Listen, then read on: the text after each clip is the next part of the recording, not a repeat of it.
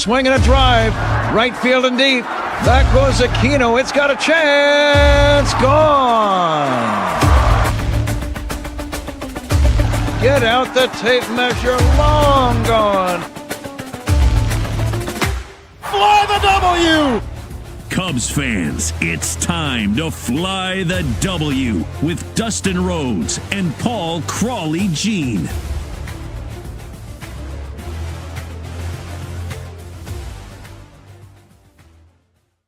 .52 of season number 4. Rizzo rejoins the Cubs.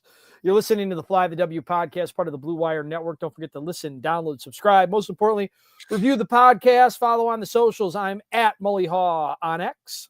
You can follow me at Crawly's Cubs on X, Blue Sky on TikTok, and Crawly's Clubhouse on Facebook, Instagram, YouTube, and Threads. And you can always email us at Crawly's Clubhouse at gmail.com. Tell us how excited you are about the captain coming back to Chicago. And Dustin, what a difference a couple days make where we were, say, when we talked on Monday compared to how we're feeling today on Thursday. It's just night and day. Yeah, very different. Obviously, good news down in Atlanta, good news off the field, kind of good news all around. I mean, the last time, I know we'll get to it as we go through the podcast today, Crawly, but, the Cubs were like at a 99.5% chance of making the postseason. I got to think now it's like a 99.9% chance of making the postseason. Obviously, I don't want to jinx it or anything like that. But as we're starting this podcast on a Thursday afternoon, they are 7 clear in the wild card race, and they're back to 5.5 in the standings because the Brewers and the Padres have lost a couple of games since we last got together. Yeah, I mean, the chances aren't good, but hey, you know what? Again, I just paid today for my postseason tickets.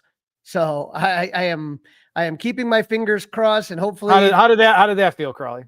It felt great. It's been a long time since I think since you had to do that at this time of year. I think in 2023 I did because they were close in September, and so if they're close in September, you do it anyway, and then if they don't make it, then you just then that's your down payment for the next season. Right. So, but the fact that I know that there is going to be postseason games, my only hope is that the Cubs can kind of finish all the way through the finish line, and that way ensuring themselves home field through the wild card series. Well, that's what they did down in Atlanta, Crawly. They got themselves going in the right direction. We'll start off with the game number 1, and that was Shota Imanaga, Bryce Elder. This was Monday night in Hotlanta.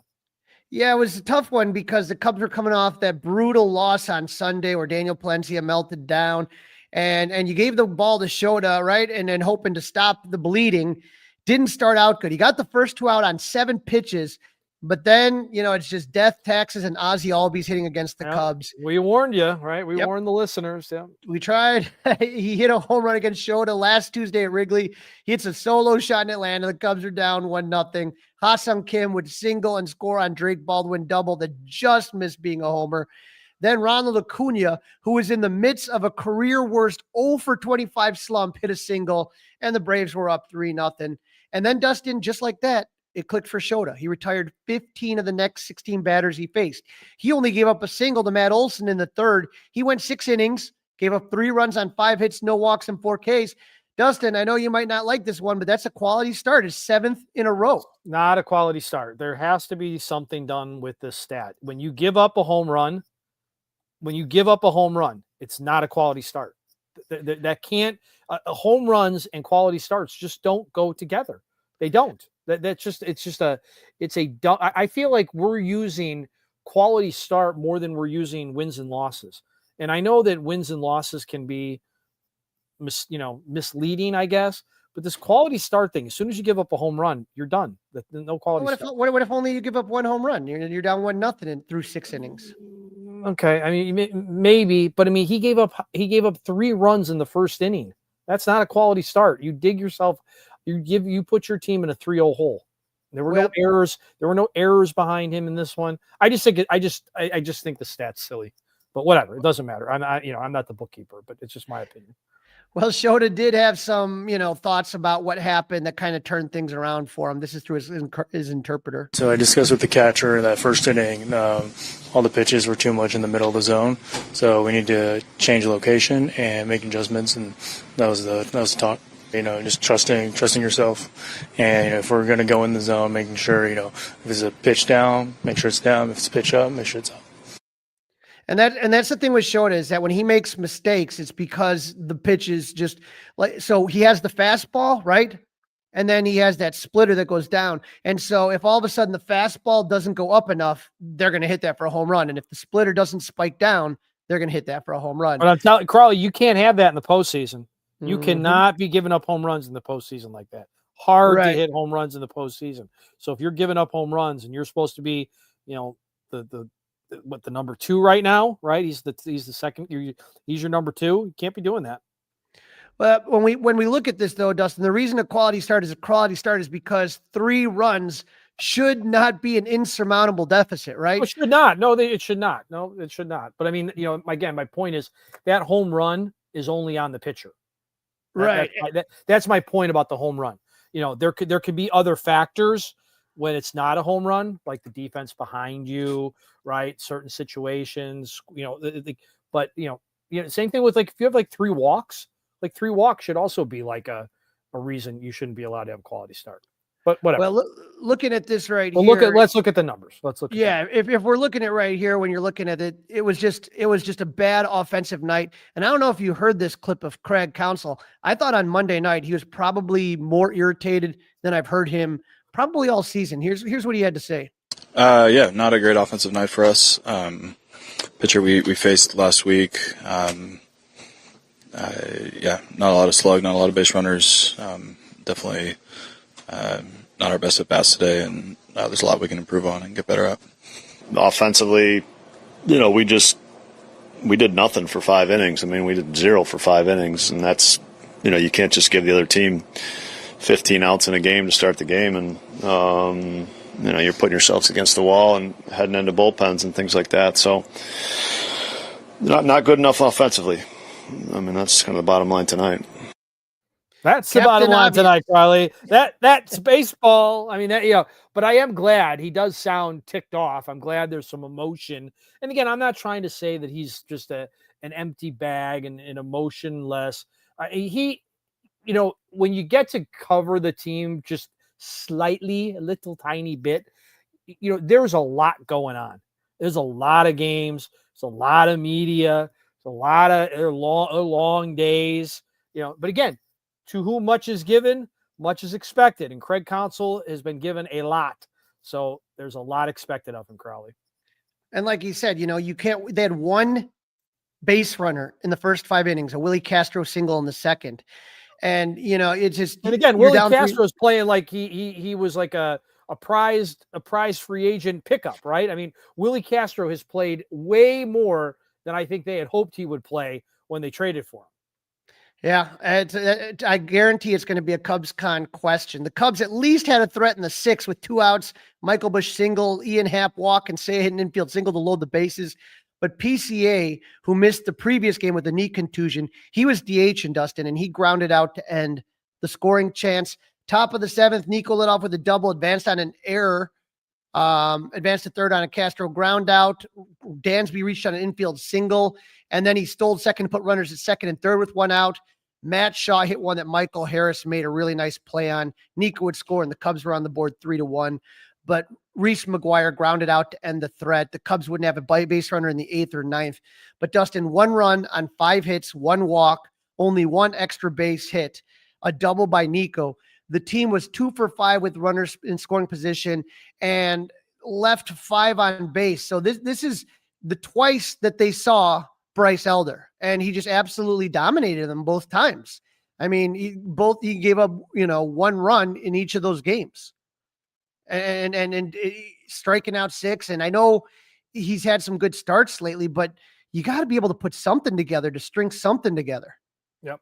No doubt about that. All right, let's get into game number 2. Cade Horton, the odds-on favorite to be your National League Rookie of the Year, right, against Spencer Strider.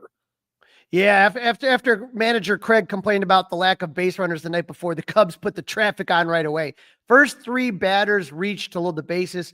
PCA fell behind 0-2, and I don't know if you saw that at bat. 2 awful pitches, not even near the zone. But somehow he settled down. He fought back and was able to hit a sac fly to put the Cubs up 1-0. Couldn't add any more.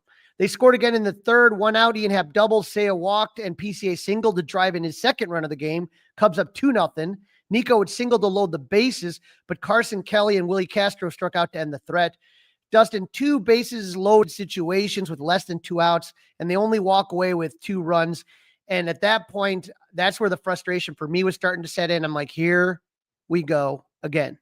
But Braves skipper Brian Snicker called in Alexis Diaz from the bullpen. Now, Diaz was DFA'd by the Dodgers on September 4th, claimed by the Braves on September 7th. He made his Braves debut, and Dustin, to say it didn't go well is an understatement.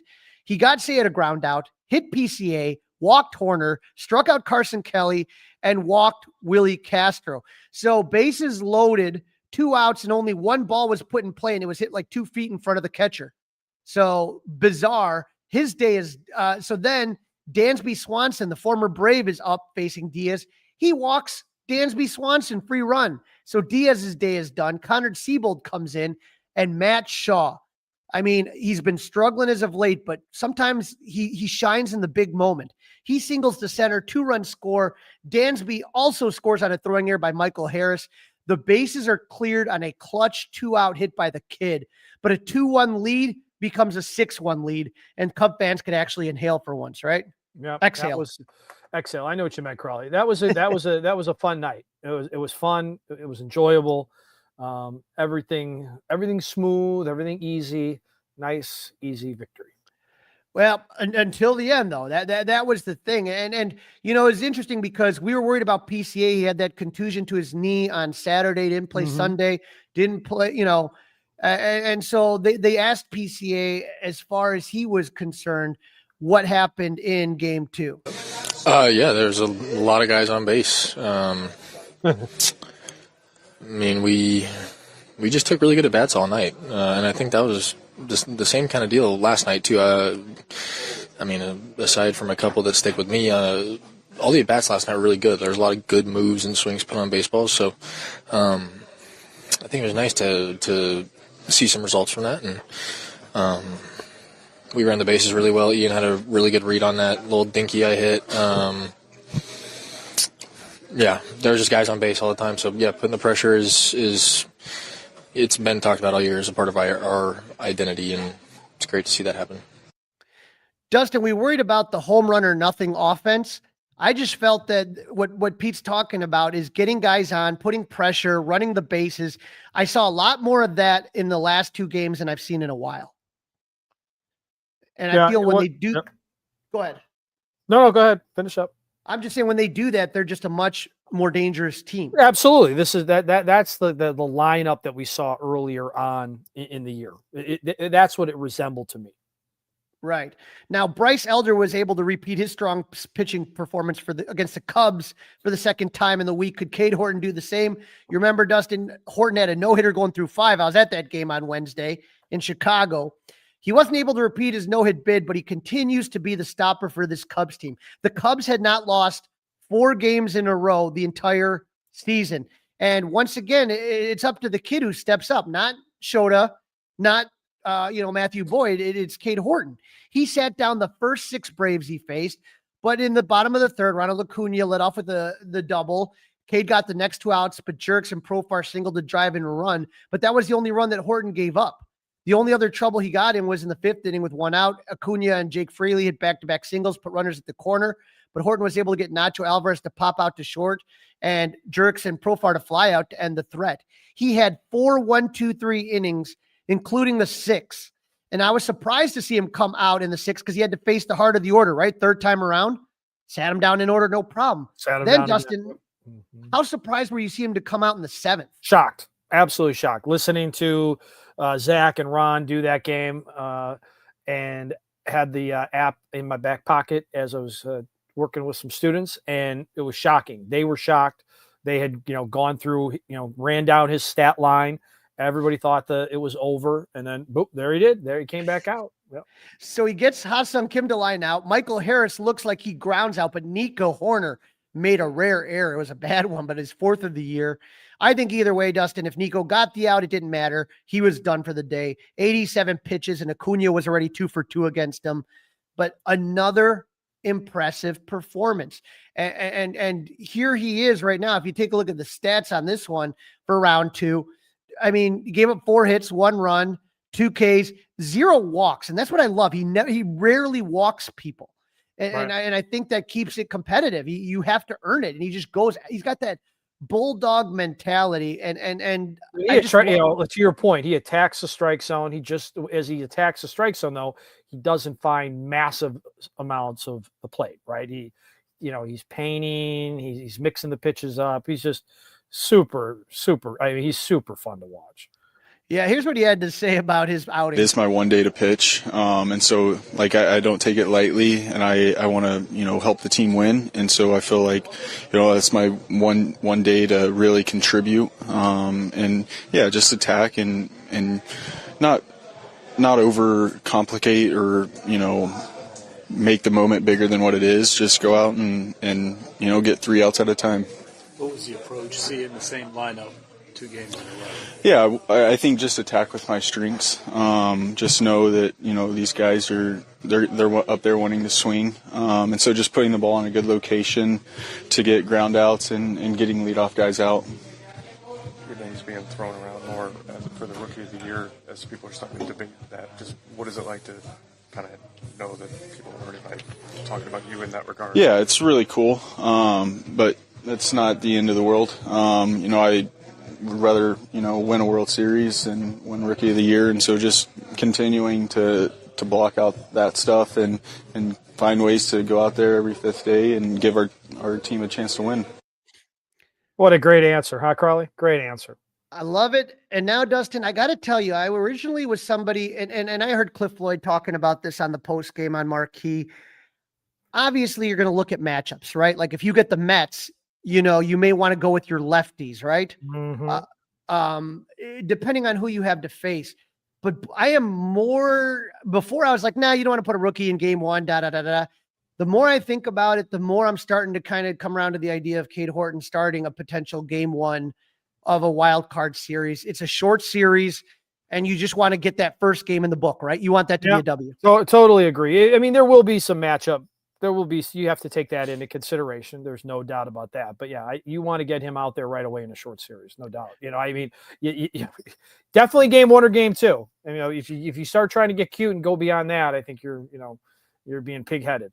I kind of feel like game 1 just to kind of get in front of it. You know what I mean? Get in front of it, and hopefully it all works out. Andrew Kittredge did a great job stranding Acuna. Caleb Thielbar didn't allow a base runner in the 8th. But to me, the 9th inning, Dustin, was interesting. Even though it was a blowout game, Ben Brown came in to finish the game, right? Mm-hmm. I was like, what was that? What was that all about, right? But it worked. He did it. It was good, but not a high pressure situation. Not a high leverage situation, but it's been a weird season for Ben. He didn't have a lot of success as a starter. He did some middle relief work. It was okay. But a lot of people wanted to see what he could do if it was just 1 inning maximum effort, right? Throw as hard as you can. You're only going to be in there for 20 pitches tops, right? And he comes in and he falls behind Ozzie Albies 3-0, comes back to strike him out. Then he easily disposes of Drake Baldwin, who's in competition for Cade Horton for Rookie of the Year, and Ha-Sung Kim to end the game. I just thought it was interesting. And we're going to talk about the next game about Porter Hodge, but there's an opportunity for one of these young guys, if they want to maybe come and get this job, it's there. And for Ben Brown, he could maybe potentially turn a disappointing season around real quick if he can really become that back end closer. Well, that's a great point, Crawly. That is a great point. And let's move into that next game that you just mentioned. That was last night, the 3rd game. Jameson Taillon making his return to the rotation. Chris Sale, remember him? Of course you do. Making the start for the Braves. Yeah, he didn't have his scissors for the uniforms today, but this was the game I had zero confidence in. The Cubs offense was struggling in general, right? Cubs versus the lefty, yep. goofy lineup from Craig. Bunch of old guys in there, bunch of all righties, almost in the all righty lineup with PCA hitting in the 9th spot. Well, it started out well. Nico singled to start the game, but then Sale struck out 8 of the next 11 batters he faced. 8 strikeouts in 3 innings, which is exactly what I thought would happen. I'm wondering if he's going to pull a Kerry Wood and try to get to 20 at that point. Jamison Tyone pitching for the first time since going on the IL with a tight groin. Looked good the first 2 innings, but in the third, he got tagged for back-to-back doubles to put the Braves up 1-0. Tyone was able to get out of the jam without further damage, but the way Sale looked, I thought, okay, that's all they need is 1 run, right? But the top of the fourth, Carson Kelly with his recent power surge, solo home run ties it. That's number 17. It's not probable, but 3 more home runs, he gets to 20, Dustin. Right. I mean, what a pickup, right? I mean, you talk about maybe depending on what ends up happening by the time we get done with this Cubs season, he's in the running for Cubs MVP in my book. Now, again, he's not the best player on the team, but what he's done for what they got him to do, it's been unbelievable. Yeah. And then Carlos he was never expected to play this much. No, he was supposed to split time with Miguel Amaya, and the split like maybe a third, right? Maybe a third of the time, right? Not half, right? Not 50-50. Definitely has answered the call. Carlos Santana would fly out, but Dansby singled, stole second, and then scored on a Justin Turner double. Cubs take a 2-1 lead. Cubs would strike again in the 5th, 1 out. Nico singles for the 3rd straight time against Sale, a 10-pitch at bat. I mean, Nico just makes it look easy, right? Yeah, Nico's having a really overall. I wish they would just settle in on a spot for him. He's just, is he going to lead off? Is he going to bat 6th or 7th? What are we doing here? Well, he reaches second on a botched pickoff attempt by Sale. Nico steals third, scores on a sac fly. Cubs lead is up 3-1. The Cubs made Sale throw 93 pitches in 5 innings. He would not come back out in the 6th. J-Mo runs into trouble in the 5th. Marcell Ozuna doubled. Nacho Alvarez flied out, but Jerks and Profar singled. Runners at the quarter. J-Mo's night was done. Taylor Roger comes in. Matt Olson hits a sac fly to make it a 3-2 game. Ronald Acuna grounds out to end the inning. For J-Mo, 4 1/3. He gave up 2 runs on 6 hits, 2 walks, 2 Ks. Okay start for the first time back. Let's see what happens in the next one. But Dustin, at this point, you still have 14 outs left to go when he leaves the game. A 1-run game. And I thought that Craig Counsell pressed all the right buttons, and the pen was phenomenal. Oh, all the right buttons. This is what Craig Tember, all right? This is what Craig Tember is supposed to be all about. The pen gave up only 1 hit in 4 2/3 inning. No walks, 5 Ks. 1 hit. Unbelievable. But Taylor every inning, I was sitting on the edge of my seat. I'm like, here we go. But they did it. Taylor got the first batter out in the 6th, and then Porter Hodge looked filthy, finishing up the inning, striking out Ha-Seong Kim and Ozzie Albies. Thielbar with a clean inning of work. Brad Keller gave up 1 hit, and Andrew Kittredge with the save. And so this is Counsell and Tyone talking about the bullpen. I think the bullpen, goes first today. I mean, we got 14 outs from them. One base runner.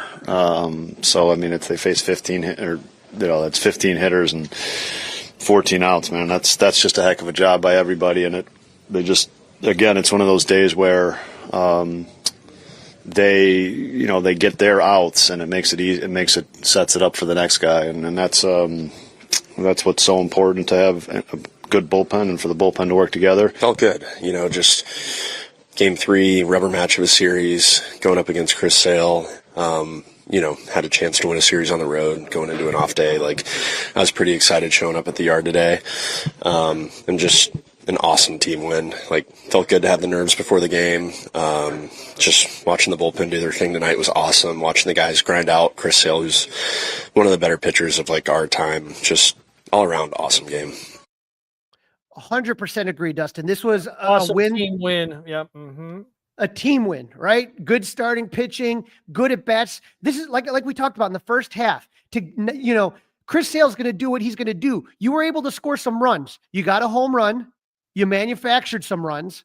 You were able to run the bases. You were able to elevate his pitch count to get the good starter out. This is what we saw early on, is even if you didn't hit the home run, you could figure out a way to generate offense.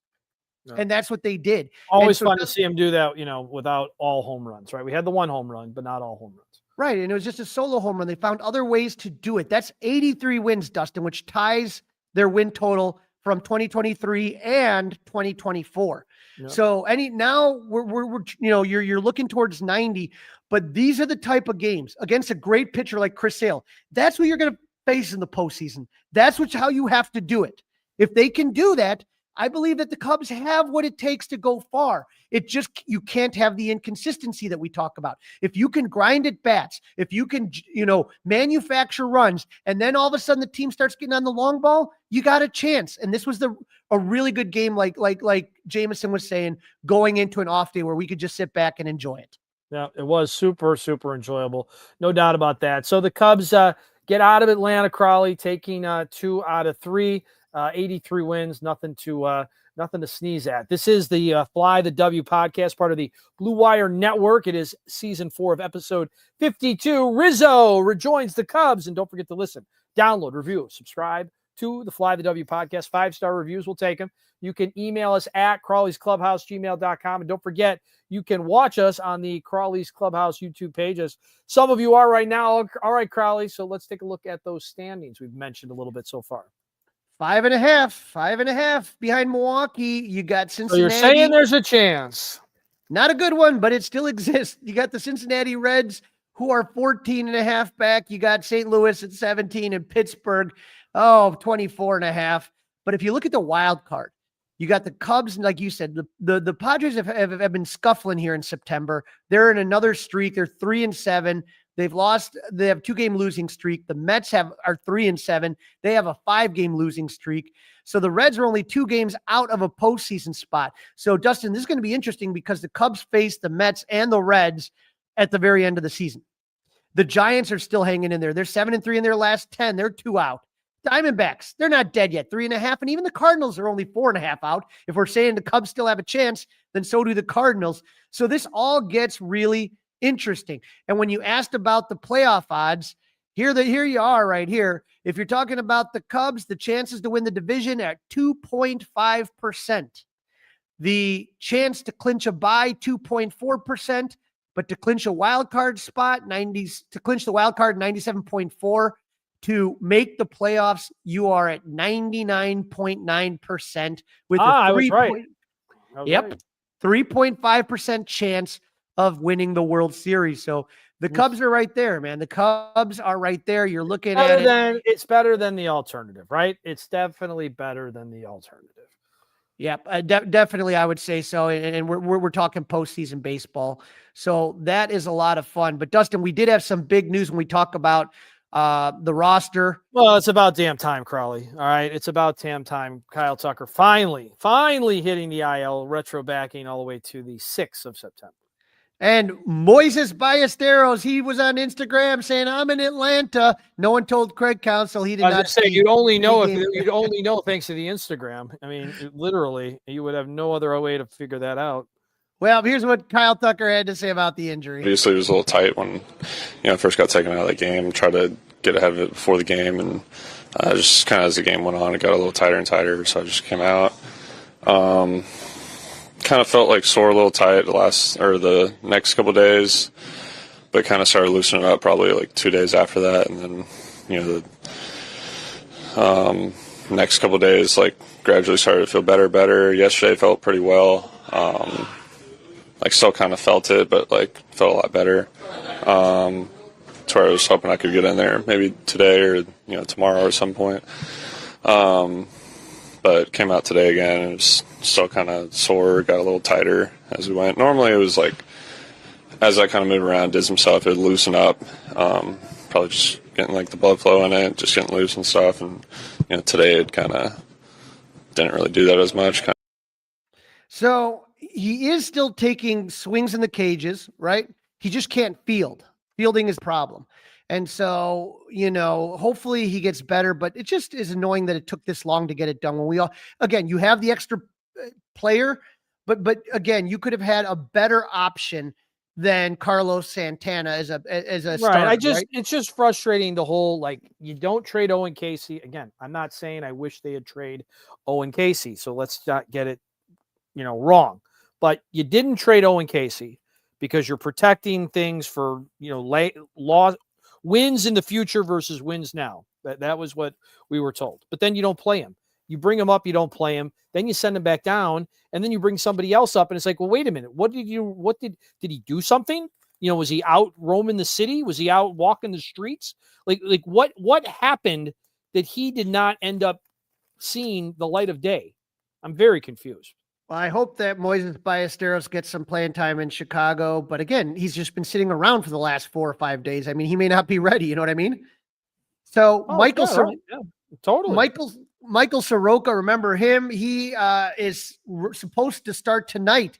So if you are watching on MILB.com, he's supposed to start tonight for the AAA Iowa Cubs. They like his BP sessions. The velocity's up. He may join the Cubs, Dustin, after tonight. Daniel Palencia. I mean, I'm just telling you, Crawly, he did not look very good. I watched him throw at Wrigley. So hopefully he's making progress.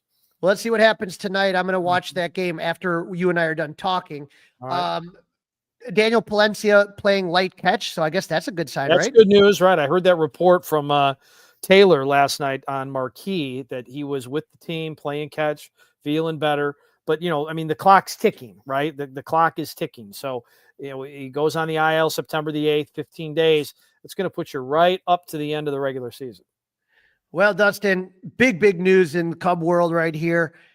Anthony Rizzo, Jesse Rogers, friend of the pod, breaks it. Anthony Rizzo is retiring as a Cub and will be honored this Saturday at Wrigley Field. He'll become an ambassador for the organization. The de facto captain of the 2016 World Series Cubs team had returned. But Dustin, if you followed me at Crawly's Cubs, you would have seen my little Easter egg on 825. Marquee Network said of the 2016 Cubs, who should get their number on the Wrigley Field foul poles? I said, I think Anthony Rizzo should retire in September, come to Wrigley to sign a one-day contract, be honored at the friendly confines, and return to his Cub family as an ambassador. Boom. Boom. Are you going Saturday?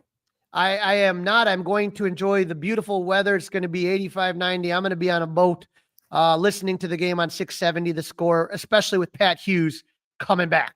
Mm-hmm. But you got to be back. Yep, you got to have Anthony Rizzo on the Mully and Haw show. How was that? He did his cool, very cool. He was very nice on the phone. Excited to see him. The day before you saw some videos of him chugging beers out in the bleachers at Yankee Stadium. He's got the newborn baby. So he also, I don't know exactly what we decided to play back for the listeners, but he said he plans on spending some time in the bleachers this weekend. So that could be tomorrow, it could be Sunday, it could be Saturday. I don't know how much time he's going to be at the park all weekend. He does have a newborn, but it's cool to have him back, because I think of all the people that left, and it's never hard, it's never easy to break up, if you will. And it's kind of like a breakup, right? When you especially when you win a world championship, that core that won the world championship. I don't think things on the way out for the first 6 months or so were great. I don't think he was thrilled with them. And then I don't think they were thrilled with him because of how he was acting about the breakup. Yeah, I agree 100%. And I thought the interview was really good. He announces his retirement. He comes on 670, The Score, the Mully and Haw show. This is what Riz had to say about retiring as a Cub. It means everything. And it really starts from when I first got there. The players there got to start taking me under his wing. Soriano, Castro, Reed Johnson, Jeff Baker, Kerry Wood. I can go on. And then getting to know Ernie Banks, getting to know Billy Williams, seeing all the guys, the past Cubs that would come in, meant so much to me. And I said it all along, but winning the World Series was so much more than just those guys, those 25 guys on the field. It was so many guys who made that happen before us. And now to be able to come back and be one of the Cubs, I guess, greats, to be able to wear the jersey. Ryan Sandberg, who is such a legend in Chicago in his passing, to now, hopefully create another legacy off the field in Chicago will be amazing. Now, Dustin, I thought it was interesting that he brought up Sandberg, because you and I talked about when Rhino passed away, this void in. We always wonder when's the right time, right? When's the right time to talk about who is that legacy guy, who is that person, and you never know if it's too soon. It's a tough question. It's a tough question. I'll just say this, is that for especially guys like you and me that grew up and watched Rhino's whole career, no one's going to replace Rhino. It's just not going to happen. No. But who's next? All about who's next. But right? For me, it just is that I was thinking a lot about going to Cubs convention, as I always do. And, how hard it was going to be without Rhino there. But with Rizzo there, it's going to give you a little bit of joy that you otherwise would be sadness of not having Rhino there. And I think that's going to be a little, it's nice that it happened. And again, I think Rhino would be happy for Rizzo. I'm sure he would. And I don't think this has anything to do with that, right? I mean, this is not this wasn't done because Sandberg's not with us. No, he definitely was everything to that team that meant so much. You guys asked him about his best memory on the Cubs. Oh man, there's a ton, I would say. I think the first one that came to my mind was the 2014 trade deadline when we traded away Samardzija, got Addison Russell, and I just remember talking to Theo and that feeling of like this will be the last time we sell at the deadline because we weren't very good in 12, 13. 14, we started building momentum. And that feeling always stands out of kind of a shift in the tide. And then another one was the offseason when we get Joe Madden. I've always respected Joe from afar. And then John Lester, the premier free agent in 2015, signs with us. And we're like, wow, he believes in this organization and what we're doing. And that just kept springboarding us to that championship. Those are, you didn't even mention the final out, which to me is the one that's indelible, that image that's burned in everybody's head. You guys also mentioned the charity work, and I think that's important to highlight really quick. The charity work, for sure. Just everything I was able to do off the field with my team and the coaches around me, but my direct team of my inner circle was just so amazing, and I'll always be grateful for that. And my time in Chicago was amazing. I got traded, and it was such a blindside, but going to New York was such a blessing for me and my family as well to be in another historic franchise. So today, I just threw a video on my Instagram, watched it again. The tears are flowing, overwhelmed with joy right now. So I couldn't be happier to be coming back to Chicago. And this weekend's going to be really special. I'm going to have a lot of friends and family there, and I enjoy it. I'm going to sit out in the bleachers, enjoy. I went to my first game yesterday at Yankee Stadium, had a hot dog and a beer, and that's just a little warm up to what will be on Saturday. It'll be a fun weekend down at Wrigley. Now, as Rizzo returns, Dustin, could we be losing somebody here? Bob Nightingale reports that the Washington Nationals had begun interviewing GM candidates after firing Mike Rizzo in July. Carter Hawkins is on the Nationals shortlist, and now we hear he's a finalist. You think a lot of tears are going to be shed for Carter? I mean, I like Carter. He's always been nice. He's always been good with his time. I'm not exactly sure what his exact role is, right? What exactly does he do for the organization? What does he do for Jet? What is exactly his role, right? So, good for him. That's a better job, I guess, right? You're the boss. It's all up to you now.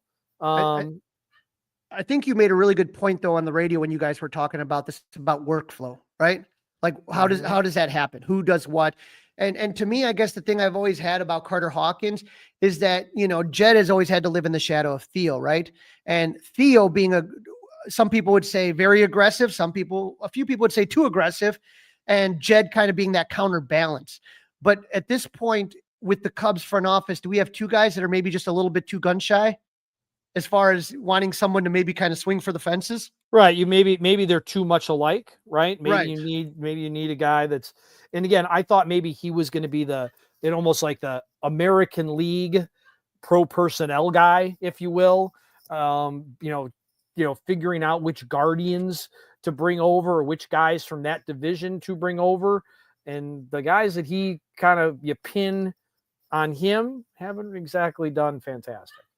No, but like I said, it's good for him. Again, like I have no ill will for him. Nice guy. I don't think he, maybe when he was talking about 2032, Crawly, right? Maybe when he was talking about 2032, what he was really talking about is when he thought the Nationals were going to be good.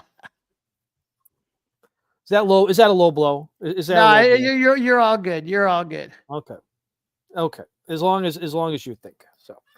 This is the Fly the W podcast, Crawly, and we are part of that Blue Wire group. It's episode number 52 of the season, and it's season number 4. So we've got the Rays in town. They just take the red line over from 35th and Shields, and they come up to the friendly confines. What do we know about the Rays, Crawly?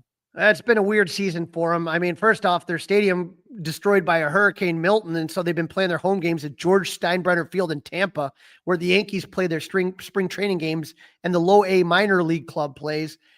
They started out the season well, Dustin, with a record of 47-38 after the first 3 months of the season, but July was a disaster. They went 7-18, and they never really recovered in the tough AL East.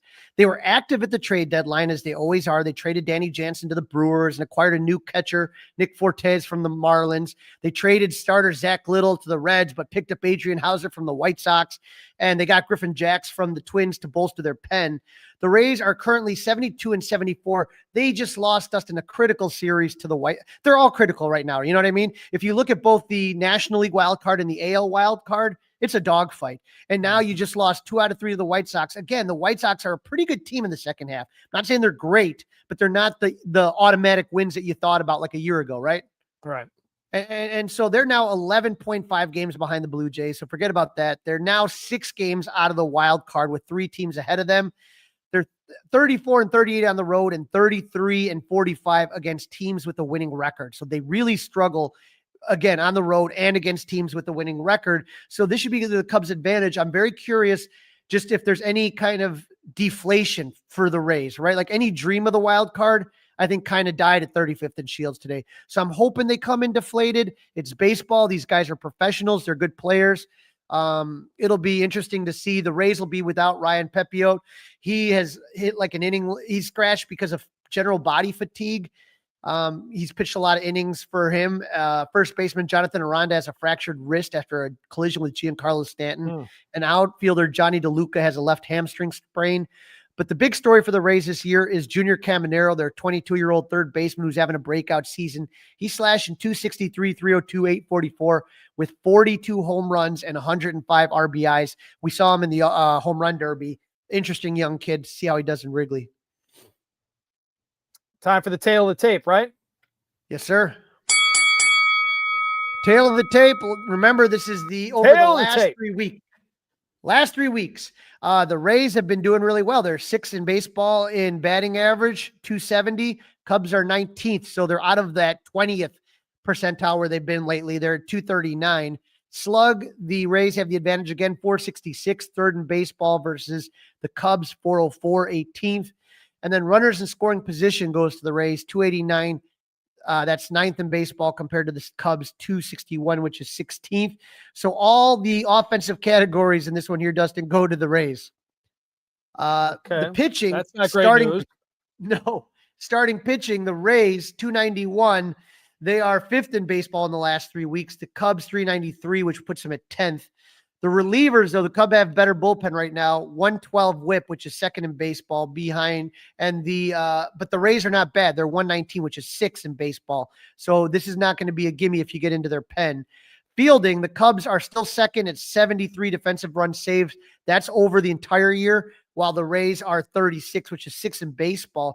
So you're looking at these numbers, but the Rays remind me a lot of the Cubs, where they're almost like a mirror image of each other, where you feel like they should be doing better, and for whatever reason they're always kind of spinning their wheels stuck at 500, which in the AL East is just not going to cut it.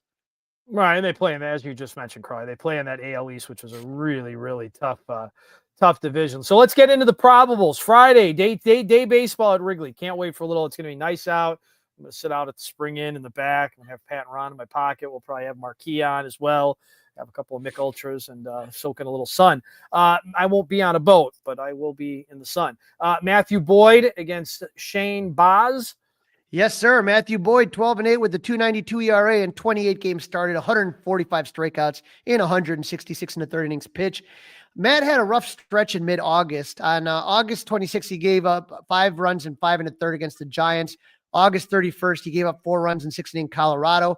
But in last start against the Nationals, he overcame a rough first inning, gave up only 2 runs in 7 innings, and ended up with the loss because the offense couldn't score. Matt is 1-1 lifetime against the Rays in 4 starts with a .375 ERA. Almost no one has seen Boyd on the Rays. The only player with more than 1 at bat against him is Yandy Diaz, who's 2 for 7. All right. And for the Rays against the Cubs, how's that going to look? Shane Baz is a 26-year-old righty who is 9-11 with a 4.94 ERA and 28 starts with 164 strikeouts and 155 innings pitched. He had a bad month of August with a 7.92 ERA, but something has seemed to click for him his last few starts. April 26th, he gave up 3 runs in 6 innings against the Guardian. On September 1st, he pitched 5 shutout innings against the Mariners. And in his last start against Cleveland, he gave up 2 runs in 5 innings. Baz has not faced the Cubs in his career, and none of the Cubs hitters have seen him. He gets a lot of strikeouts and ground ball outs with a four-seamer that averages 96, a curve, a cutter, and a changeup. All right, so that's an interesting first matchup. We'll get that one tomorrow, Friday afternoon. Game 2, the game we're all looking forward to, the Anthony Rizzo ceremonies and celebrations. It's a 120, and it's going to have Colin Ray versus Drew Rasmussen. We didn't really get into this, Crawly, really quick. So Colin Ray is going to start this game, but it looked pretty good the other day when Colin Ray was used after the opener was used. Yeah, I just don't understand the rigmarole, right? Like, okay, Colin Ray wasn't doing fantastic, so then you changed it. Things look better. Now you're going back to the way it used to be. Yeah, I think that Colin Ray, they did this before with the opener, and then the next start he was back on track. So maybe they're just seeing if that's what happens. Seeing if that's the blueprint to follow. Anyway, I digress. Colin Ray, 10-6, 4.20 ERA. Yep, 29 games, 24 of them starts, 104 strikeouts, and 141 innings pitched. He got crushed in San Fran on August 27th, gave up 6 runs in 4 2/3 innings. On September 1st, he gave up 3 runs in 4 innings of work against the Braves. And that start you talked about with the opener, then he pitched 5 1/3 innings, gave up 1 run on 3 hits. Rays only faced the Rays once in 2024. He pitched 6 shutout innings. Not a lot of Rays have faced Ray. Fun to say. Old friend Christopher Morel, 2 for 6 with a double, and Richie Palacios is 2 for 3 with a home run against Colin. All right, Drew Rasmussen, 30-year-old righty who is in the conversation for Comeback Player of the Year award. Okay. Rasmussen, 11-7 with a 2.84 ERA in 2022 for the Rays, but then in May of 2023, he went on the IL with a torn flexor tendon. Dustin, he's had 3 elbow surgeries, 2 Tommy Johns, and then that torn flexor tendon. He came back in August of 2024. This season, Rasmussen's 10-5 with a 2.64 ERA in 28 starts. He was named to the AL All-Star team. On August 27th, he gave up 2 runs in 6 innings against the Guardians. September 2nd, he gave up 3 runs in 5 innings against the Mariners. And after facing Cleveland the following week, he pitched 5 scoreless innings. Rasmussen has faced the Cubs 4 times in his career, no decisions, but has a 6.75 ERA in 4 appearances. One of those a start in 2022. The only Cub that has more than 1 at bat against Rasmussen is Willie Castro, who is 1-5. No, he's sure to play, right? He plays every day, it seems like. Right? He is an extreme ground ball pitcher that does not walk a lot of batters. He features a 4-seamer, a cutter, and a sinker. Maybe I'm not being fair to him. Maybe, Willie Castro, he's a better version of Miles Mastrobuoni, right? Like he's better than Miles. All right. Anyway, Shota Imanaga, Sunday, Adrian Hauser. Yep. Soda 9-7, 3.21 ERA in 22 games and started with 101 strikeouts in 129 innings pitched. On August 28th, he gave up 3 runs in 7 innings against San Fran, gave up 2 home runs. On September 2nd against Atlanta, he gave up 3 runs in 6 innings, also gave up 2 home runs. And in his last start against Atlanta, he gave up 3 runs in 6 innings, but all of the runs were in the first. He gave up 1 home run and almost another to Drake Baldwin that just hit off the top of the wall before settling down. But for Shota, 7 straight quality starts, but he has also given up a home run in 6 of those starts. This is the first time in his career that Shota's faced Tampa Bay. None of the Rays have faced him before. That's amazing. I mean, usually we've got deep matchup things, and we're getting nothing in this one. All right, Adrian Hauser. 8-4, 3.11 ERA and 18 starts with 83 strikeouts and 107 innings pitched. He started the season with the Rangers, didn't play in any games in the majors. He was let go and picked up off the scrap heap by the White Sox, where he pitched really well for 2 months. 5-2 with the 2.10 ERA. A lot of people were mad the Cubs didn't get him. The Rays traded 3 players for Hauser at the trade deadline. Since then, it has not gone well. In August, he was 1-2 with a 4.85 ERA. On August 29th, he gave up 1 run in 4 innings against the Nationals. On September 3rd, he gave up 4 runs in 7 innings against the Mariners. And in his last start against the White Sox on September 9th, he gave up 3 runs in 5 1/3 innings. Hauser's 4-2 lifetime against the Cubs with a 3.98 ERA in 16 games, 10 of those starts. Dustin, we do have matchups here because Hauser played a lot for the Brewers. Yeah. Most of his career with the Brewers. Dansby Swanson, 3 for 17. Ian Happ, 4 for 16. Seiya Suzuki, 4 for 10. And you will definitely see Willie Castro, who is 5 He should 7. lead off. He should lead off 5 for 7. Yeah, he's an extreme ground ball pitcher who relies heavily on his sinker and will throw an occasional changeup, slider, and a curveball. All right, hot and not time. And Nico Horner, we've been talking about him a lot. He's got to be on the list. He is really heating up. Yeah, we do got a lot of guys on the hot. Well, not a lot of guys on the hot list, but not a lot. Well, hopefully by the end of this weekend, we can add some more guys to the list. Nico Horner is definitely on it. 10 for 24, 3 doubles, a home run, 2 RBIs. He's slashing 417, 41, 687. That's it really for the hot. I'm going to put PCA honorable mention, 4 for 14. Fair. He's slashing 286, 381, 357. On the cold, Michael Busch, 2 for his last 16. He's slashing 125, 263, 125. And Matt Shaw, 2 for his last 16. But he had that big hit in Atlanta, but slashing 125, 211, 125. All right. When the Rays come up from the red line from 35th and Shields, who do we got to watch out for? You definitely got to watch out for Yandy Diaz, their first baseman. He's 6 for his last 20. Slashing 300, 333, 450. Richie Palacios was 3 for his. He's 3 out of his last 10. Slashing 300, 400, and 600. Junior Camanero's the pop on that team. He has 2 home runs, 3 RBIs, and 2 doubles in the last week. He doesn't hit for average, but he slugs. So he's 250, 250, 650.